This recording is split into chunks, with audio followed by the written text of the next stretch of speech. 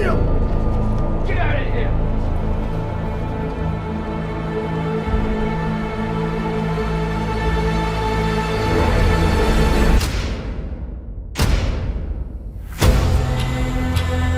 Fear is a tool.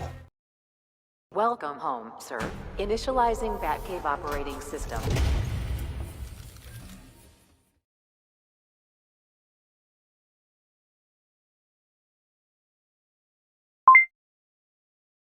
Hey, and welcome to Volume 1 of the Batcave project.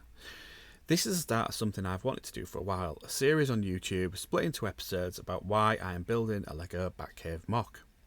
Now, there are several reasons why I want to go down this route, including making more video content, explaining the design and decision steps that I have taken, the background into why I'm doing it in the first place, and above all, motivating myself to keep the momentum going and what has been a love-hate relationship for the past 8 years. So the first thing, background, say, yes, I'm a massive Batman fan, as many of you may know. And my first real flurry into the world of the Dark Knights was through comic books.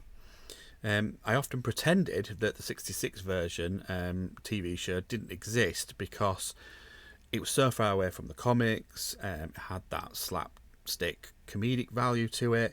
But obviously, as time's gone on, I've got older and wiser, I've realised that it was very much grounded in the time that it was made, and production-wise, vehicle-wise, really well executed. And I now see it as part of the Batman universe and a reason for it. Of course, as a young teenager, the first real sit-up moment was 1989 when Tim Burton brought Batman to the big screen with Michael Keaton. I was already building with Lego. I often built with Lego and used it to build other things rather than going out and buying brand new toys and characters. I would use what I had. So like I used to enjoy the Thunderbirds TV show, so I used to build Thunderbirds out of it. I found Lego really versatile for the fact that you could just build what you wanted to build when you'd seen it on the TV or read it in the comic, etc. And that's where the idea came about, to build a Batcave and build Batmobiles. And at the time there was no official sets, so the easiest thing to do was look at what I had and try and make things out of it. Obviously, the first Batcave I built probably was multicoloured, like many people's first ventures into building their own stuff, because they didn't have like massive volumes of black or grey bricks. Same thing, no official minifigure, so I took a Blacktron figure. I basically used a bit of bin bag liner as a cape on it. I think I cut out a couple of pieces to make cowl ears and stuck them to the black helmet, just stuff like that. Fast forward on, full AFOL status. Obviously, I've got the ability and the means to be able to buy large quantities of bricks. I'm using Lego like a lot of people as a hobby and to help with mental health and giving yourself something, to take you away from the trials of life in general. And I find a lug, and that gets me start being creative and wanting to do display models. And the call for one of the shirts was we were going to do a big Batmobile Batcave display piece, because we were at a show where there was a lot of the Batmobiles. The 66 was there, full-size models, and 1989 Batmobile was there as well. So I volunteered to do the Batcave. I've got a Batcave set, the official one, put a load of burps that I had behind it, and it just looked a lot better. It wasn't brilliant, but it worked. And then by putting a few of the different types of vehicles that I'd already released at that time, which was 2014, we had an instant display. But that got the bug in me, triggered that off, and I thought, what can I do for other shows? Now that I'm interested in displaying, I need to up my game, I need to build things properly, I need to put a lot more effort into it.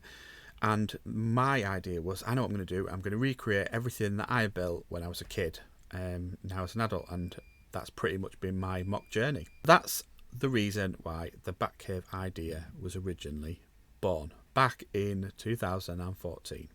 8 years on, you might be asking, what has happened? Well, if you don't count the first display, this series is actually about version 4. Yes, 3 versions have gone before, all been displayed at shows and all been bigger and better than its predecessor. Batcave 1 was on a 48 by 48. It was displayed at a couple of shows in 2015 and it won some awards, which I was quite pleased about. Batcave 2 was based on the Dawn of Justice. Can't remember the exact dimensions, but it was a lot bigger than the 48 by 48 and possibly double the size.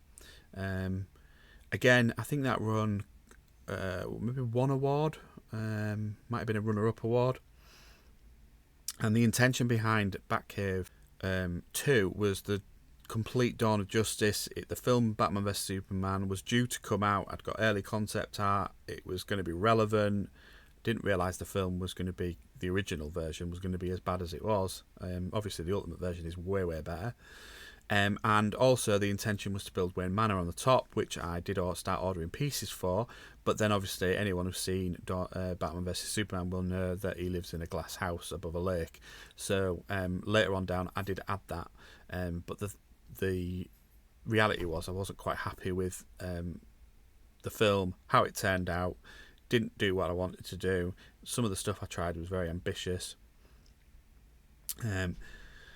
So that made me think of doing one that was based on the Lego Batman movie, and that was version 3, and that did the rounds in 2016 at various shows. And then we've had COVID, and now we're on 4, which started probably 2019. So it's been going for a while. That's pretty much the background done. Now, the brief is simple. Combine all the elements and things that I believe worked on the first 3 into the one design. So version 1 was my first start at rock work. 2 added the cutaway effect of the Batcave, so basically having it like you're looking at it as if somebody's sliced in the middle of the rock and exposed the cave in front of you. I also added lights in that one. I did have an ambitious plan to have a water fountain and built a Lego impeller pump with a power functions motor, and it didn't work. It was just a mistake. Spent a lot of time on that. Third was, in terms of, was slightly bigger than the first 2, but it had a working Bat computer on it, lights, and a rotating carousel for Batmobiles, and the same for the Batsuits.